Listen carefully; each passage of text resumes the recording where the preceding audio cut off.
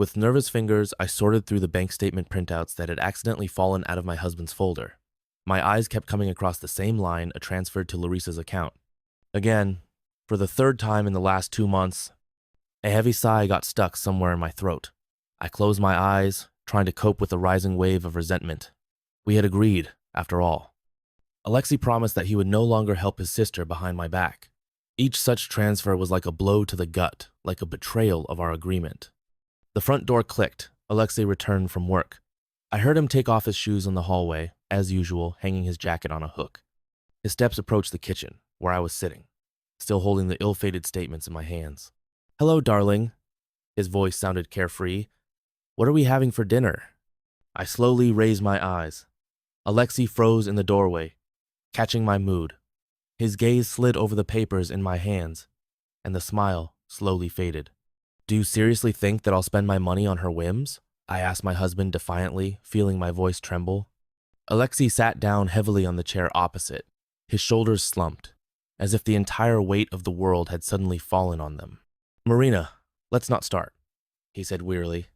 "Larissa is in a difficult situation right now. I can't leave my sister without support." "Without support?" I smiled bitterly. "And what about our family? We were saving up for the renovation, remember? Or have you already forgotten how you promised to start changing the windows in the summer?" "That's different." Alexei ran his hand over his face. "The renovation can wait, but Larissa needs the money now." Always now. I felt my eyes tingle treacherously. "Every time she has some urgent need, and every time you fall for her manipulations." "It's not manipulation." His voice took on a steely tone. "It's my responsibility as an older brother. I consider helping Larissa my duty." I looked at my husband and didn't recognize him. Where is that Alexei who promised that we would make all the important decisions together? Who said that our family is him and me, and not his sister with her endless problems? "You know what?" I said quietly, feeling everything inside me shrink with pain. "It's not even about money. It's about trust, which you destroy time and time again with your lies." Alexei looked at me, full of a mixture of guilt and stubbornness. "I didn't lie," he tried to defend himself. "I just didn't want to upset you." "I didn't want to upset you?" I shook my head. "And how do you think I feel now, having found out about everything by accident? It hurts even more than if you had just told the truth." A heavy silence hung in the kitchen. Dusk was slowly thickening outside the window, and we sat opposite each other like strangers. Between us lay the ill-fated bank statements, as proof that a crack had appeared in our marriage, which was becoming deeper with every hidden transfer, with every unspoken truth. "I'm tired, Lyosha," I finally said.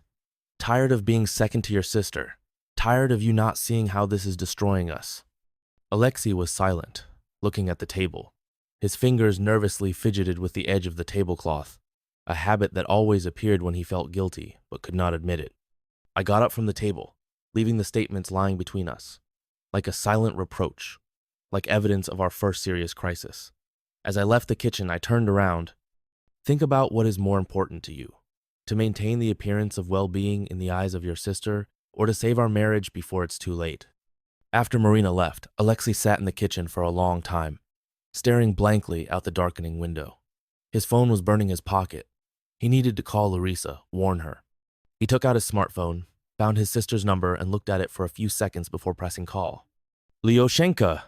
Larissa's voice sounded as joyful as usual. "How good that you called. I was just about to—" "Lara, wait." He interrupted his sister. "We need to talk." There was a pause in the receiver. Larissa was always sensitive to changes in his mood. This remained from childhood, when they both learned to survive after the death of their parents. "Did something happen?" Her voice took on a worried tone. "Are you in trouble?" Alexei smiled bitterly. "Troubles?" "Yes, and quite big ones." But how could he explain to his sister that it was his desire to protect her that led to the conflict with his wife? "Marina found the statements," he finally said. "She found out about the transfers." "Ah, so that's it," Larissa drawled. Familiar sarcastic notes appeared in her voice. "So your wife decided to check where the family money was going?" "She didn't check," Alexei objected tiredly. "The statements accidentally fell out of the folder. Lara, I asked you not to ask for more money. We agreed." "Oh, so now you have to ask your wife's permission to help your own sister?" Larissa's voice rang with resentment.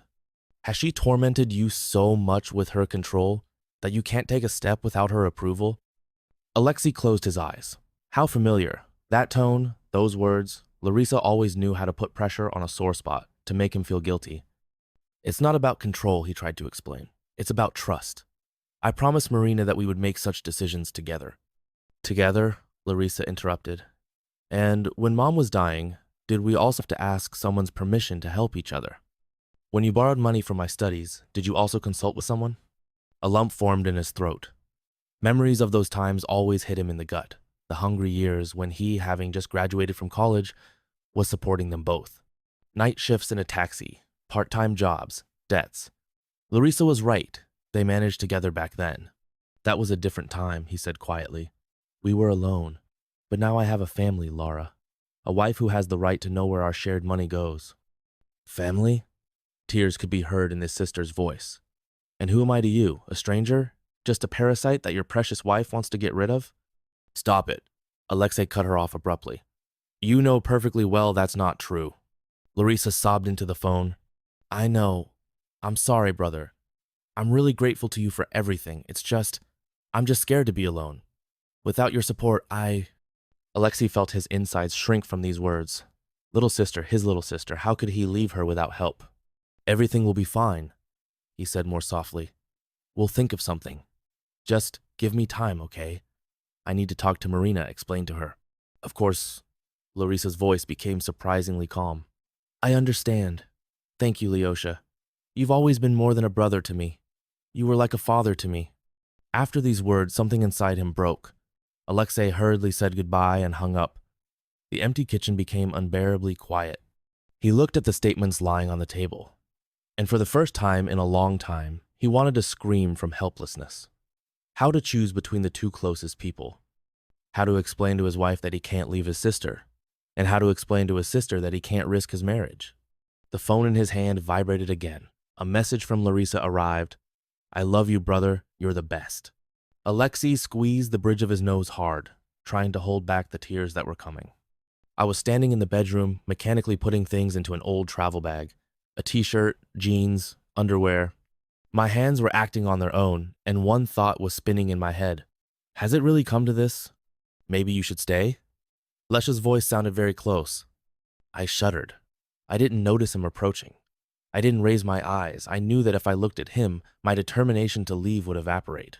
No, I shook my head. I really need to be alone. A sweater flew into the bag, then a robe. Without looking, I grabbed my makeup bag from the shelf. For how long? I don't know, I answered honestly. Until I figure out what to do next. There was silence. Only the zipper on my bag squealed disgustingly when I zipped it up.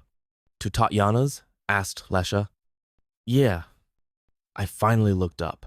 Lesha was leaning against the door frame, unshaven, in a rumpled t-shirt, with such a lost look. My heart ached, but I reminded myself, I can't let this all slide again. Nothing will change if I stay. Call me when you get there, he asked. Okay. Tatyana opened the door, glanced at me, and silently dragged me into the kitchen.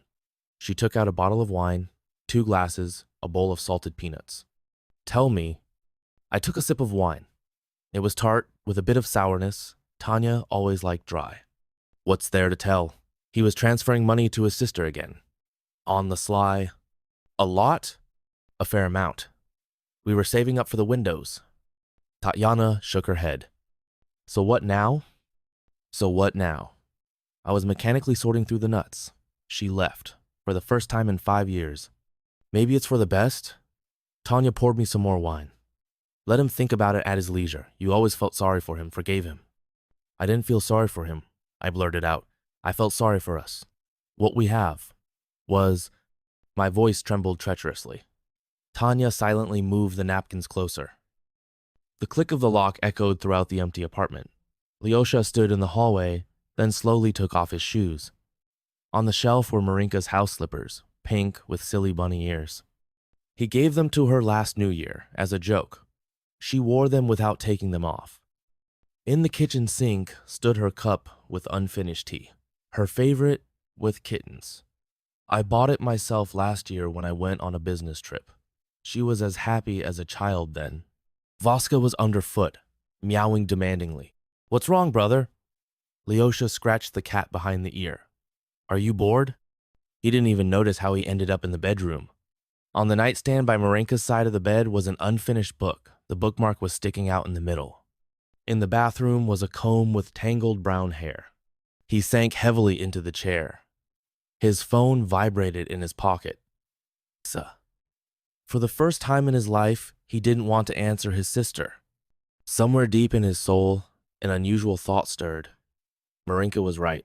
All this time, she just wanted to be important to him, to be first. Isn't that what every wife wants? Rain pounded the window. Vaska jumped onto his lap and curled up into a ball.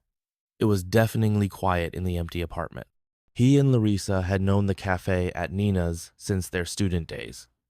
Back then, it was the only place where you could sit with a cup of tea without spending your last money. And now Leosha had arranged a meeting here. Maybe the old walls would help him find the right words. Larissa was late. He stirred his cold coffee, looking out the window. There was an untouched cup of cappuccino for his sister on the table. He remembered that she always ordered it. Sorry, such traffic jams. Larissa flew into the cafe, rustling bags. Can you imagine? I barely got out of the center. She plopped down on a chair, threw off her bag, shook her hair. The same old Larka, always in a hurry, noisy, like in childhood. Oh, you remember my favorite. She reached for the cup. Listen, by the way, I wanted to ask. We need to talk. Larissa froze with the cup at her lips. She looked closely at her brother. Did something happen? Your face is so... Marina left. The cup clinked on the saucer. How did she leave? Where to? To a friend. 3 days ago. Larissa frowned. Because of the money? Because you helped me? Not only that, Leosha rubbed the bridge of his nose. Because I lied to her. Because I couldn't choose between you. What is there to choose? Familiar, capricious notes appeared in his sister's voice. I am your blood. We've been through so much together. Laura, stop it! He slammed his palm on the table. Several visitors turned around. Stop pushing me into guilt! She recoiled as if he had hit her. Tears welled up in her eyes. What are you doing, Leoshenka? No, he shook his head. Let me finish. I can't do this anymore. I can't be torn between you and my wife. I can't lie, hide money, feel like a traitor in my own home. Larissa was silent, fiddling with her napkin. I love you, sister. I really do. But you have to learn to live on your own. I can't handle it, she whispered. You know, you can handle it, he said firmly. You're smart, beautiful, educated. You have everything you need to stand on your own 2 feet. But, do you remember how I taught you to ride a bike? He asked unexpectedly. Larissa blinked in confusion. What does? Do you remember how you were afraid that I would let go of the steering wheel? You screamed, you cried. And then I finally let go and you rode on your own. And you crashed into a bush. She snorted. But you got up and rode again, Lesha smiled. Because you knew I was there, not holding you, but there. They were silent. At the next table, a young couple was sharing a cake, whispering and laughing. Leosha caught himself thinking, when was the last time he and Marina sat like this in a cafe, not hurrying anywhere? And now what? Larissa asked quietly. Will you leave me? I won't leave. He covered her hand with his. But I won't hold on to it anymore. You can handle it, I know. Larissa sniffed. Marina, has she really left for good?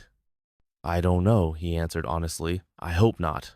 But it doesn't depend only on her. Do you love her? His sister suddenly asked. Leosha closed his eyes for a second. He remembered Marina singing in the kitchen, making breakfast. How she laughs, throwing her head back. How she frowns when she reads something interesting. Very much, he answered simply. Larissa sighed, then resolutely straightened up. You know, I have a friend at a recruiting agency. Maybe I should go see her? I've been meaning to change jobs for a long time. Leosha squeezed her hand gratefully. They finally started talking like adults. The evening was chilly. I was sitting in Tatiana's kitchen when I received a message from Lesha. Can I see you? We need to talk. My heart sank. In the week that I had been living with my friend, this was his first message. Not counting the routine, how are you on the first day? Answer, Tatiana nudged me. I'm all worn out. I nodded. My fingers were shaking as I typed, okay, where? At home, came the answer. I'll cook dinner. At home, my throat caught at the word alone. When I opened the door with my key, the kitchen smelled of fried meat. Lesha was cooking my favorite steak with vegetables. Hi, he turned from the stove, haggard, unshaven. Come in. I walked into the kitchen and sat down at the table. Vaska immediately jumped onto my knees and began to purr. He missed me, the traitor. Would you like some wine? Asked Lyosha. Come on.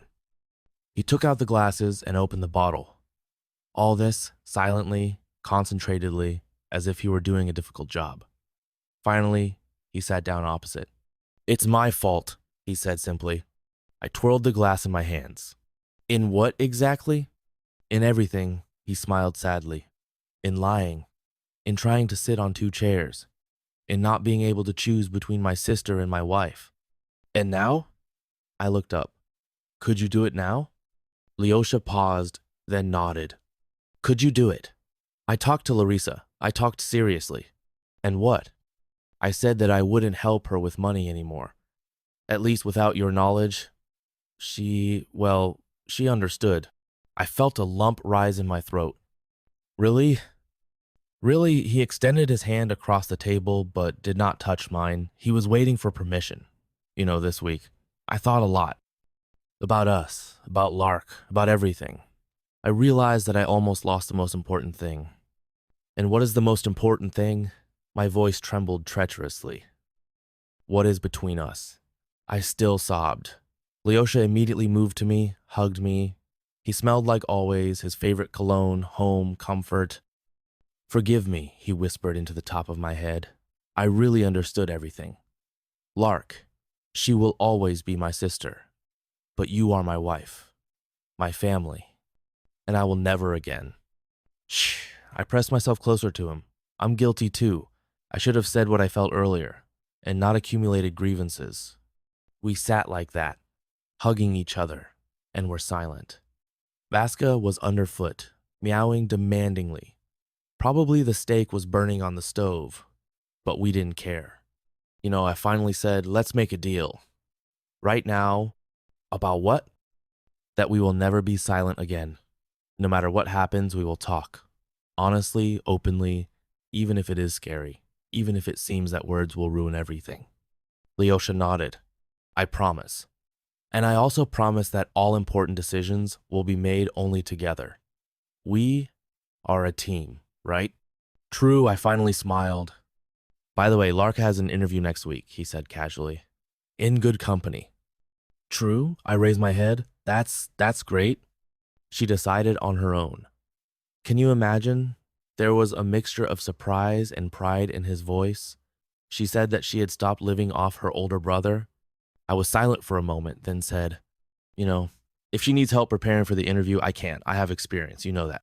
Lesha hugged me tighter. Thank you. Really, thank you. The stove began to smell burnt. We laughed at the same time. Maybe we should order pizza, I suggested. Let's do it. I even know what kind. With pineapples. Ugh, I can't stand them. I know, he smiled. I was just checking to see if I had forgotten how to understand your tastes over the past week. We laughed again, and there was so much relief in that laughter, so much hope. It seemed like we had finally begun to learn how to be a real family. 3 months had passed. I was setting the table. Larissa was supposed to come to us today. For the first time since that conversation, don't be so nervous. Lesha hugged me from behind. Everything will be fine. I'm not nervous. I lied, rearranging the plates for the 3rd time. In fact, of course, I was nervous. We hadn't seen each other since the day we helped her prepare for the interview. Lesha talked to her, but not so often. Once a week on the phone, sometimes we met for coffee. The doorbell made me jump. Hi. Larissa was standing on the threshold with a bottle of wine and a cake. In a new suit with a different hairstyle, she looked older, more respectable. Come in. I took the cake from her. How are things at work? Can you imagine? She chattered, taking off her shoes. I got promoted. In 3 months with a probationary period. They say I grasp everything on the fly. We went into the kitchen. Lesha poured the wine. I laid out the hot stuff. What are we drinking to? Larissa asked. To a new life? I suggested. Lesha said firmly. We looked at each other and smiled. Larissa suddenly said, I wanted to apologize. To both of you. No need, Lesha began. You need to, she interrupted. I really was selfish. I kept thinking, look, my brother should help. He's the oldest. But I didn't even notice how it was destroying you. I was silent, not knowing what to say. And now, she smiled. You know what the best feeling is? When you pay for everything yourself. You can even afford all sorts of stupid things, and you don't have to explain to anyone why you need these shoes or this bag. And what are your plans? Lesha asked. I want to rent an apartment. She took a sip of wine, a normal one, in a good area. I've already found an option. Maybe I should help with the move? I suggested, surprised at my own words. Looked at me with gratitude. Will you really help? You have good taste. I could use some advice. Of course, I smiled. Just let's not have pineapples in the decor.